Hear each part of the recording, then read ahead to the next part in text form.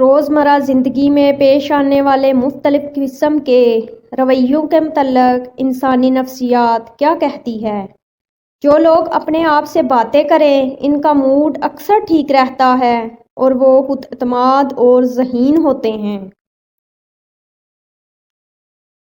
جو لوگ اپنے بچوں پر غصہ کرتے ہیں ان کے بچے ان لوگوں کے بچوں سے زیادہ ذہین ہوتے ہیں۔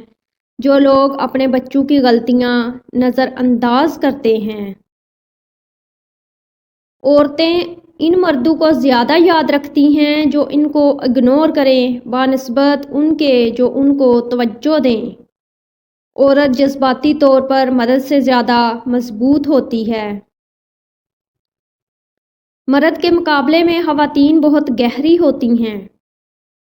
نفسیات کہتی ہے کہ جو شخص ہر وقت انگلیوں کے کڑاکے نکالے وہ اپنی زندگی میں بہت مایوس ہوتا ہے۔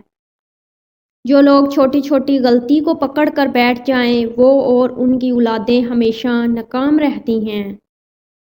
پیدل چلتے ہوئے قدم گرنے والے لوگ بہت جلد باز اور بے صبرے ہوتے ہیں۔ جو لوگ اکثر قسمیں کھاتے ہیں وہ جذباتی طور پر مضبوط اور ہوشیار ہوتے ہیں۔ انسان مفت کی چیز کو ہمیشہ کم سمجھتا ہے۔ لڑکیوں کے مقابلے میں لڑکوں کو بہت جلدی پیار ہو جاتا ہے۔ ماہرین نفسیات کے مطابق مردوں کی نسبت عورتوں کو تعریف زیادہ اچھی لگتی ہے۔ جو لوگ تیز رفتاری سے چلتے ہیں وہ زیادہ پر اعتماد ہوتے ہیں۔ ایک سروے کے مطابق داڑھی والے مرد کلین شیو والوں سے زیادہ پرکشش ہوتے ہیں۔ اچھے خوبصورت اور کھلے کپڑے پہننے سے آپ کی خود اعتمادی بڑھ جاتی ہے۔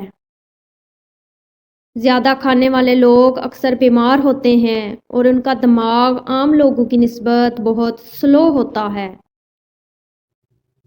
جو لوگ زیادہ یا بار بار پانی پئیں وہ وہم کے مریض ہوتے ہیں۔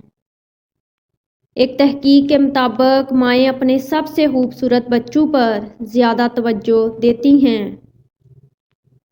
ایک اچھے انسان کو ہمیشہ باہر کے لوگ عزت دیتے ہیں جبکہ فیملی میں ان کی کوئی ویلیو نہیں ہوتی۔ جو لوگ ایک ہی بار بات کو سننا پسند کرتے ہیں دراصل وہ زندگی سے تنگ ہوتے ہیں۔ جو شخص بار بار ایک ہی بات کو دہرائے وہ ذمہ دار شخص ہوتا ہے۔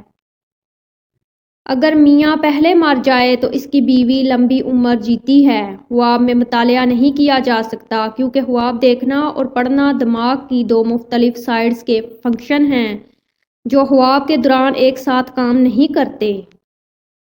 نفسیات کے مطابق اگر تمہارا ذہن سکون کوئی شخص ہے تو تم لا علاج ہو۔ لوگ جب جسمانی طور پر تھک جائیں تو اکثر سچ بولتے ہیں۔ یہی وجہ ہے کہ لوگ اکثر رات میں جذباتی حقیقت ظاہر اور تسلیم کرتے ہیں۔ ذہنی صحت کو بہتر بنانے کے لیے اگر اور مگر کی باتوں سے نکل جاؤ۔ اپنا موازنہ دوسروں سے کرو۔ آپ جیسے بھی ہو بہتر ہو اس پر شکر کرو۔ القرآن اگر تم شکر کرو گے تو میں تمہیں اور دوں گا۔